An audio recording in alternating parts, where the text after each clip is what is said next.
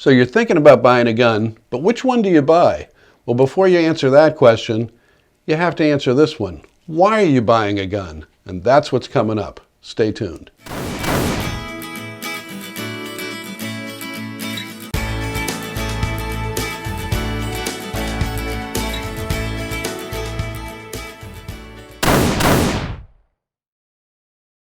Hey folks, welcome back to 22 millimeter short on Get on Target with Link. This is our Thursday edition. It's a little more casual, just a conversation. Today we're talking about getting that very first gun. You haven't purchased a gun before. What do you get? And before you decide what to get, the first thing you have to decide is why you're getting it. There are a lot of different reasons to get into shooting sports, and they will lead you in different directions as far as what gun you're actually going to purchase for that need. So for example, maybe somebody took you shooting and you just had a good time and it was fun, and that's it. It's just fun and you want to get into the fun of shooting. Great reason, probably the purest reason to get into shooting at all. It's fun to do. I first got introduced to it by shooting .22 rifles on a high school team. And I really got into it. It was fun, and I enjoyed it. And it was challenging, and it was interesting, and all of that. So just the fun of it is a great reason. But it's going to lead you to a different direction of what you might get for a weapon. It might be a very simple weapon. It might be something as simple as this. This is a .22 long rifle, single action revolver.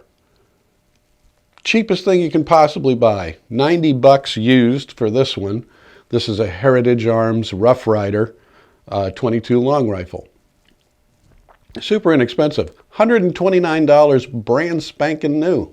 So you want to get into it and not spend a fortune doing it. The rounds for this, I buy 100 rounds of Winchester for $9.99. You can't go wrong. You can shoot all day and not have to get a bank loan to enjoy this in the woods, shooting tin cans and 2-liter bottles of Sprite and watching them go psh. It's fun. Doesn't take a whole lot to get into that. Maybe you got interested because maybe you went to a competition. You saw a target competition. That's a whole nother realm of weapon. They're going to look kind of like this one here, but I don't have one to show you here today. Not my milieu, but those are also going to be .22s, but they're going to be a whole different category of .22, and they're going to cost you a lot more money if you're going to get into something that's going to be competitive in a target shooting scenario. Those are very precise weapons. As far as precision, shooting precision, some of the most precise in the world.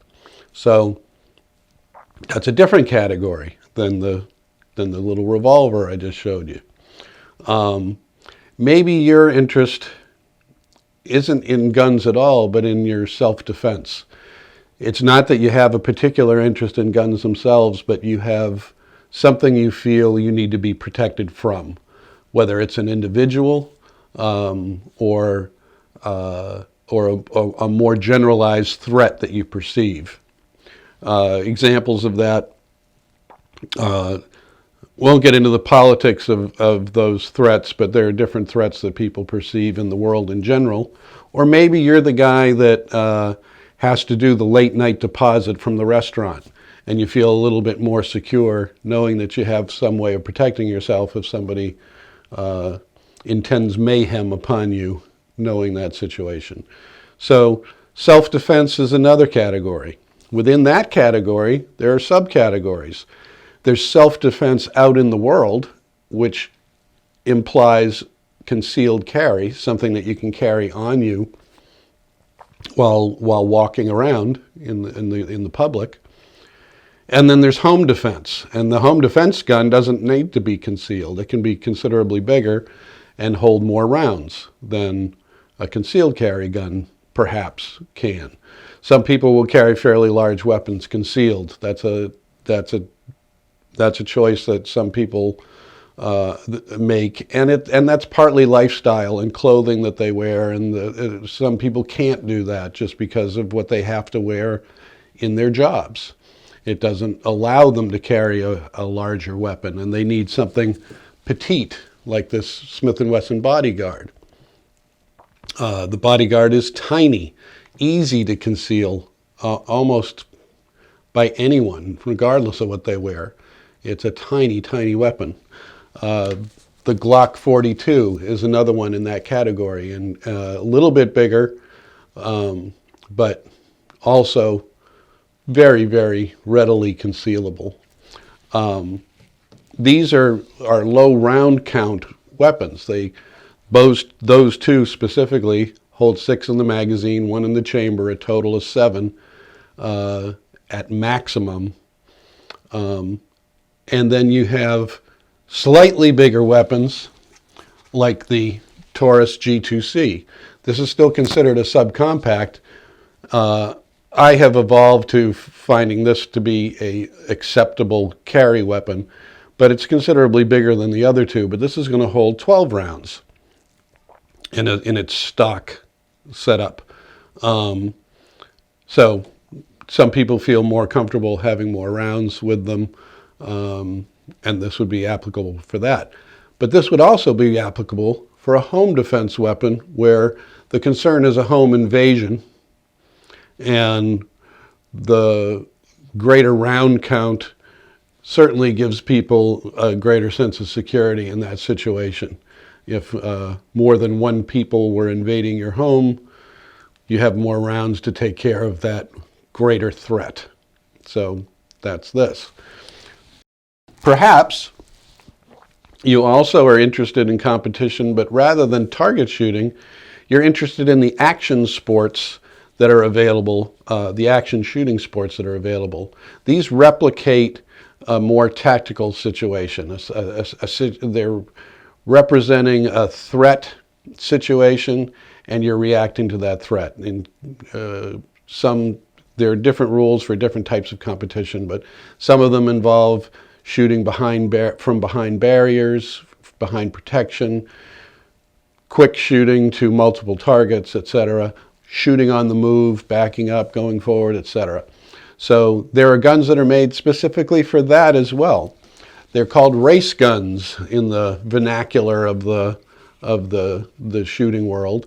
This is the least expensive, probably the least expensive stock race gun that you can purchase. It's the Jonic.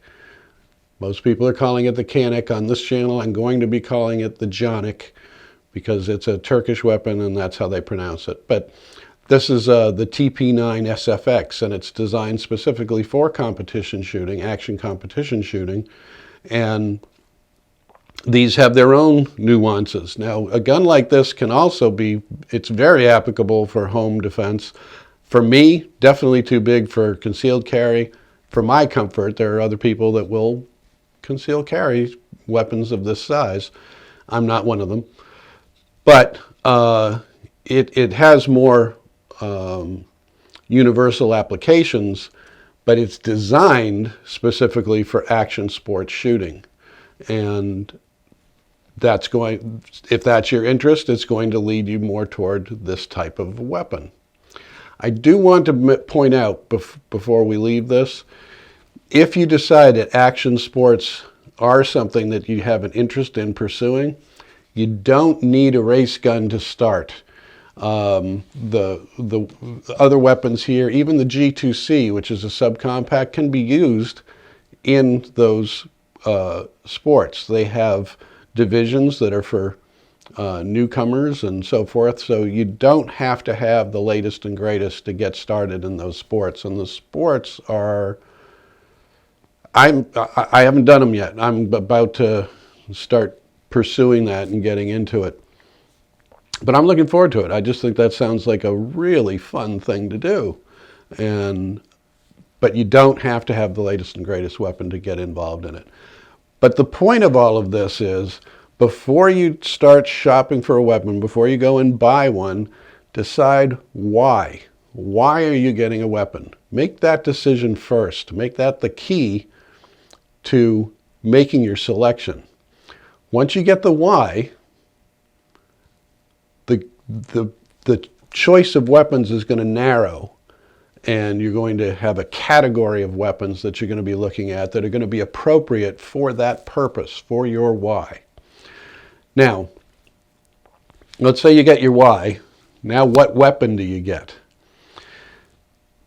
YouTube is a great resource for this. There are tons and tons of reviews for every kind of weapon you can imagine. Name your poison and you're going to find it. It's out there. And there are really, really good, they're hacks, somewhat like me, that aren't super professionals, that have incredible amounts of training and years of experience and so forth. Those people are out there giving great advice about weaponry. And you can learn a ton about a weapon. You have to parse them. You have to look at them carefully, and some don't have the expertise that they're trying to bring to bear. But others really, really, really do. There are some great people online, and looking at reviews on these weapons is going to go a long way to narrowing your focus. But it's not the end game. It's the start. You're going to, for me, watching those reviews, they're like advertisements, and I get excited about a particular weapon. And it can lead you to the wrong choice. I'm going to give you an example because it happened to me. It didn't happen to me, I did it to myself. The Smith & Wesson Bodyguard. I saw this weapon online and I fell in love with it. I just thought it was cool looking. I loved the flat dark earth finish of it. I just thought it was cool. The laser made sense to me as a concealed carry weapon. That was the concept for it. And I'm going to defend it right now too. It's a perfect concealed carry weapon. It's a great weapon. There's nothing wrong with this weapon. It just wasn't right for me. I will still use it. It's a great concealed carry weapon because it's so small, and in certain applications and certain things that I'm wearing and ways that I'm going out in the world, this is perfect, and I still use it. But I bought it offline. This is the one that I bought offline. You'll see videos up there about there's a lot about this weapon on this channel so far. How I had a horrible experience buying it online. A bench review of it as a first-time weapon, and upgrades I made to it because it was such a bad choice for me. When I got this, I just fell in love with it online, and when I got it, I hated it. I hated it. When I shot it at the range, I hated it. It just was uncomfortable. Just everything about it. I just did not enjoy shooting this weapon at all. The video that I made about the upgrades made it so it was palatable for me to shoot it. I did this magazine extension so I could get my hand on the weapon and have some control of it. I did this grip on it that made it at least feel like it was there in my hand. But I got sold on this online, and I let myself follow that path without doing the homework that I'm going to suggest that you do next. So don't fall in love online and order.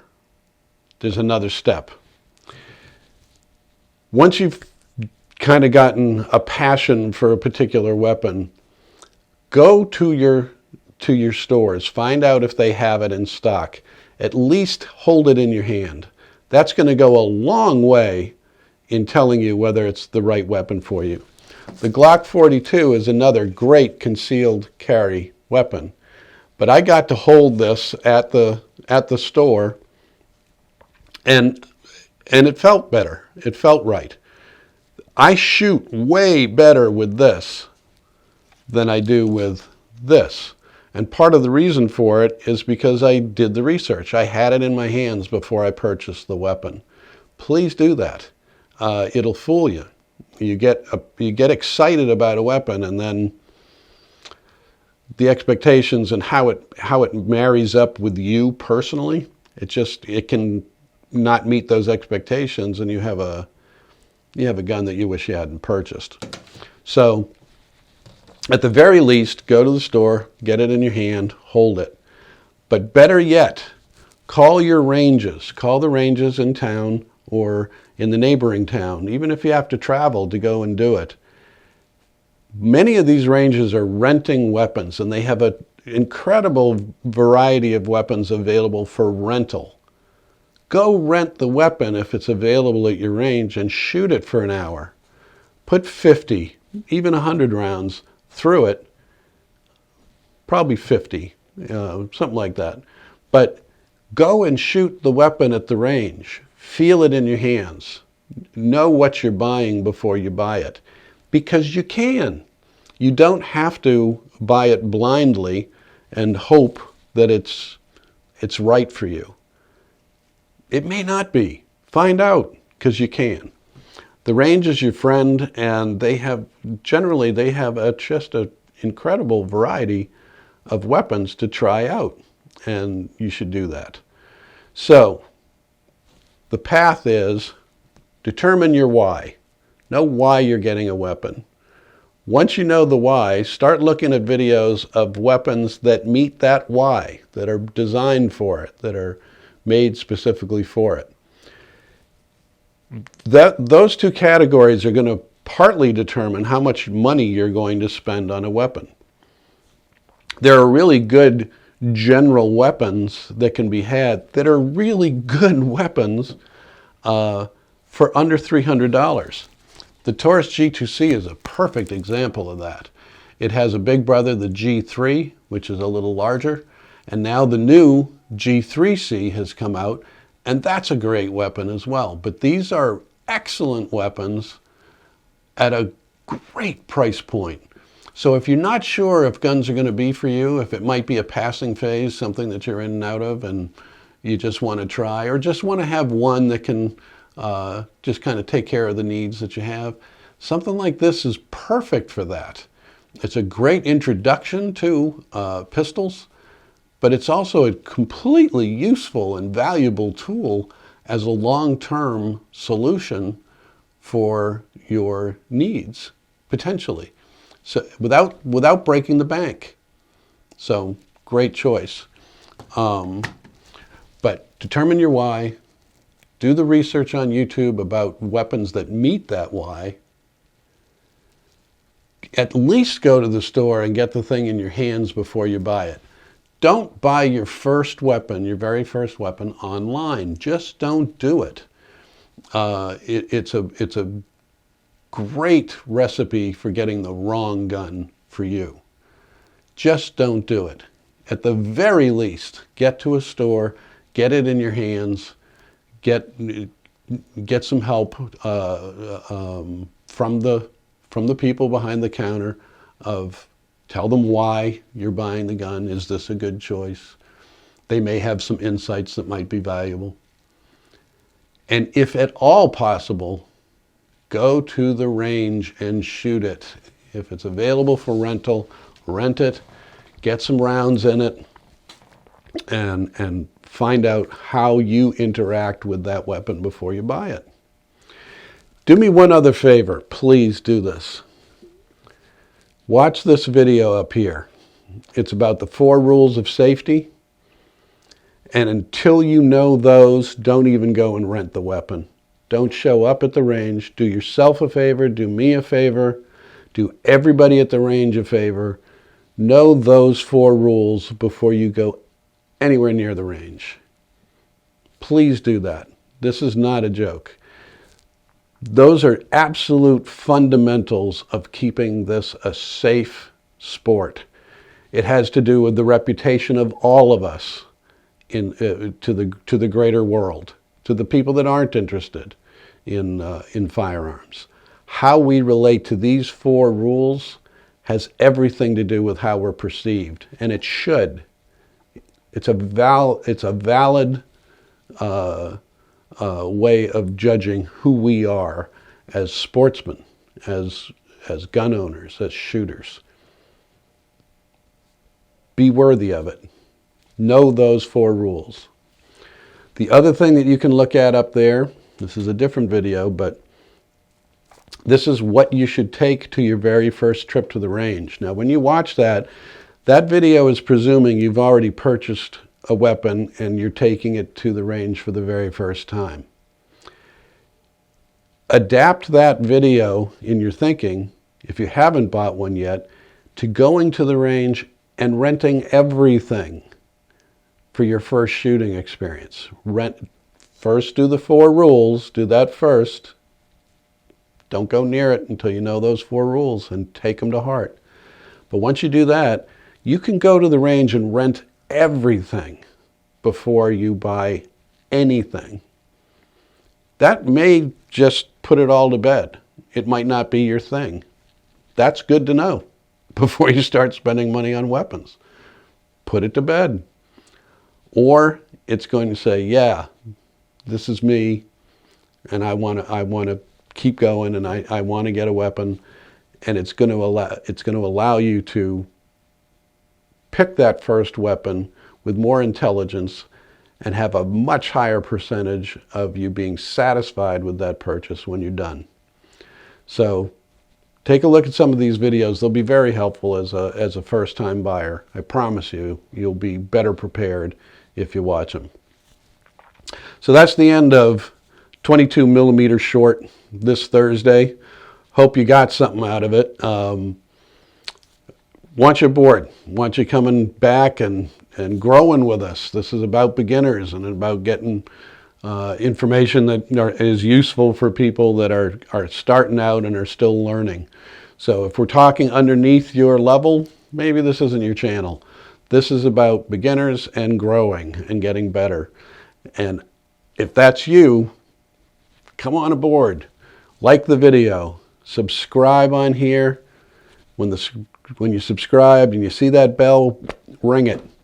Get on board. We'll let you know when the next video is coming out. I bring out something every Tuesday and Thursday. Tuesday is more about guns and gear and shooting techniques and that sort of thing. And these Thursday editions are more of a casual conversation. So I'd love to have your comments. Leave them down below. Plus or minus, doesn't matter. Interested in interacting with you and getting your perspective. It's about us. Let's grow together. So that's it for today on Get on Target with Link. So until the next time that we get together here, I'll see you.